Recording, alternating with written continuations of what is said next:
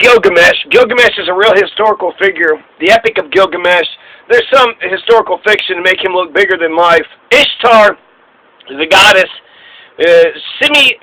Semiramis had tried to take Ishtar as her name and her image, so I don't think this is a real person, but just a god.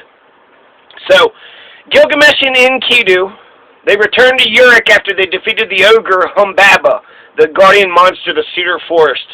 But Gilgamesh declines Ishtar's advances. After Ishtar finds out that Gilgamesh and Enkidu had killed the ogre Humbaba, Ishtar wanted some of that Gilgamesh dick, and Gilgamesh said, "No, sirree, Bob, I don't want that stinky pussy." So Ishtar, pissed off at Gilgamesh not accepting her sexual advances, releases the Bull of Heaven. So the Bull of Heaven, she begged her father for it and said that if you don't give me the Bull of Heaven, father, because this Gilgamesh won't give me some dick, then I will raise hell. I will unlock the doors of hell. I will make sure that the host of the dead will outnumber the living. So Anu is the father, right? Enkidu was formed by Aruru, the goddess Aruru, a wild man created by the gods. How perfect. So Anu is the father in heaven. Ishtar asked Anu, "Give me the Bull of Heaven. I'm going to threaten, with hell on earth and make sure I raise the dead and have a bunch of zombies." Then Anu gives the Bull of Heaven to Ishtar. And Gilgamesh and Enkidu kill the Bull of Heaven. God, they killed these ogres. They're warriors. What, the Bull of Heaven is going to do something to them? So, the Bull of Heaven, she did all that work and it didn't even work. It didn't even, nothing happened. Nothing came from it. Gilgamesh and Enkidu kill the Bull of Heaven. They offer its heart to the sun god Shamash. So they take the heart of the Bull of Heaven, they give it to the sun god Shamash. While Enkidu and Gilgamesh are resting, Ishtar stands up on the walls of Uruk and curses Gilgamesh. You damn dirty rat, you better give me that dick. Enkidu tears off the bull's right thigh and throws it in Ishtar's face. So Enkidu's not having this shit. Ishtar is sitting there standing up on the walls of Uruk yelling at Gilgamesh and Enkidu, right, the king and his buddy, his right-hand man. And after she's sitting there yelling, he tears off a bull's right thigh, throws it in her face, and then Enkidu says, "If I could lay my hands on you," to Ishtar, "it is this I should do to you, and lash your entrails to your side." So he's saying, "I'm going to cut your thigh off too, and then I'm going to mess up your guts." Enkidu then dies for this impiety, killed by the gods by a wasting illness. So essentially he gets sick and dies, and then they blame it on the gods because he had achieved notoriety in the very beginning. He became a hero, notoriety, and then he dies. So it's actually, a martyr.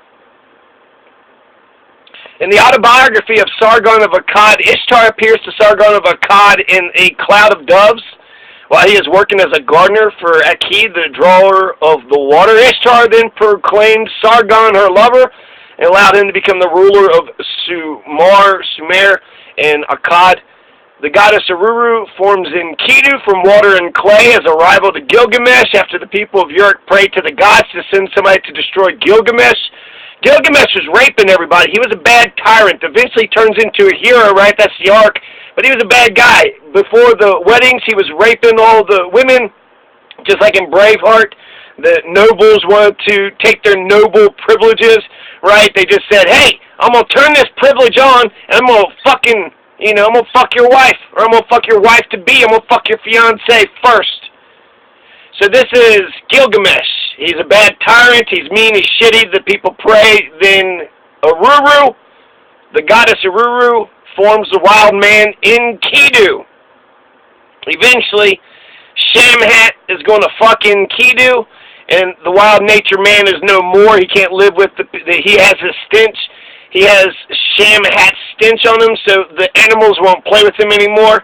But this is a symbolization of civilization.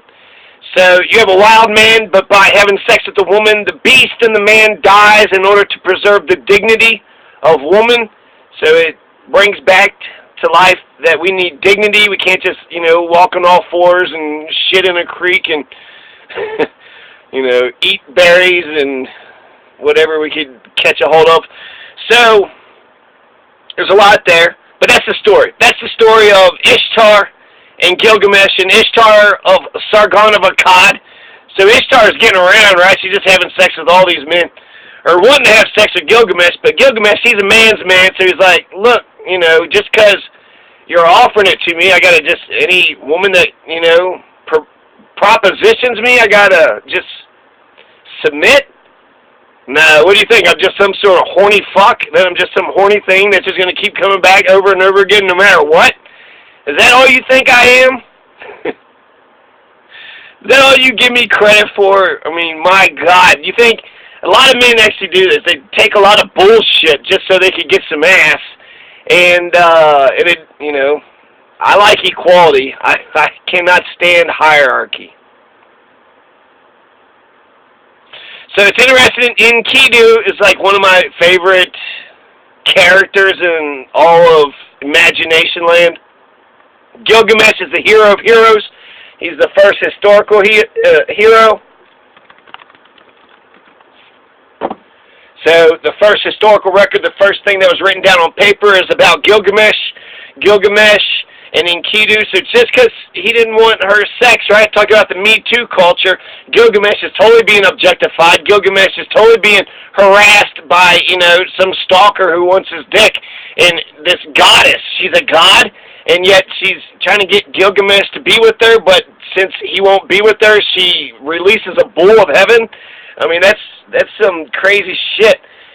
You got a crush on somebody who doesn't like you back, and instead of just accepting that just the way it is, because you had a crush, you liked them, but because they won't like you back, then they get your violence and they get your bullshit. I mean, I could see that happening, right? So somebody, sending a bull over to someone's house, but you're not going to give me that dick. Well, I'm just going to send a bull over to your house and tear up shit. But Enkidu and Gilgamesh, they just, killed Humbaba.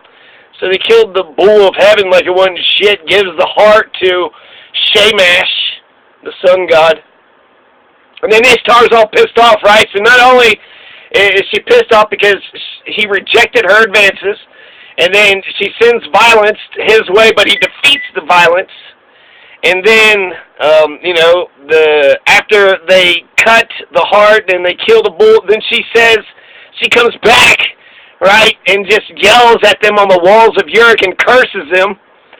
And then Enkidu is like, what the fuck you cursing me? Fuck, you would say, fuck me? No, fuck you. Fuck me? No, fuck you. And because Enkidu said, fuck you back to a goddess, he was killed by the gods by a wasting illness. So what the hell is a person? Well, Gilgamesh, he said no, but you can't be rude about it, right? No, thank you, no, thank you, no, thank you. But if you're rude, hell no, you dirty asshole, I don't want no. And then that's when you get, a bunch of shit. So yeah, Uruk is Iraq, Ishtar is Easter. They sound very similar, so I think it's a very, it's a very good possibility that these things are connected. So yeah, there's the story of Ishtar and Gilgamesh, and Enkidu, and Shamash, and Aruru. Let's not forget about Aruru. Never forget about Aruru. Sargon of Akkad. Okay, anyways. Ishtar and Gilgamesh. Story over. Peace out.